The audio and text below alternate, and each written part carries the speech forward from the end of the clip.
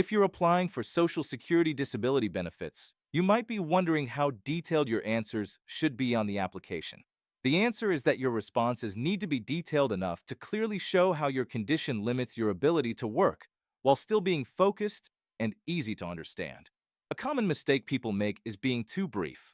They might write something like, "I have anxiety," or "I have chronic pain," without explaining anything further. But the Social Security Administration already knows your diagnosis. What they need to evaluate is how those conditions impact your day-to-day functioning. That means you should be explaining how your symptoms affect your ability to complete tasks, stay focused, interact with others, or maintain a routine. It also means describing physical limitations like how long you can sit, stand, or walk, and whether you need breaks throughout the day. The goal is to give a clear picture of what your daily life actually looks like. It's also very important that your answers are consistent with your medical records. If your application describes severe limitations, but your treatment notes suggest something different, that inconsistency can raise concerns and potentially lead to a denial. Another key point is that your application should reflect your worst days, not your best days.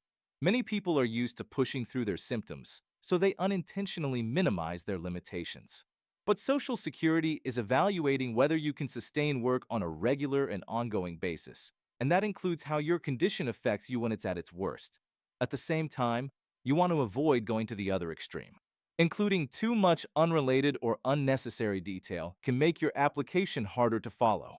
Every answer should contribute to a clear and consistent story about why you're unable to work. This is where having guidance can make a real difference. At Disability Advocates Group, we work closely with clients to develop detailed, accurate, and consistent application responses that align with their medical evidence and help strengthen their claim from the start. If you're unsure how to present your limitations, call Disability Advocates Group at 800-788-2095 or use our free SSDI screener at ssdianswers.com to see if you may qualify. This video provides general information about SSDI.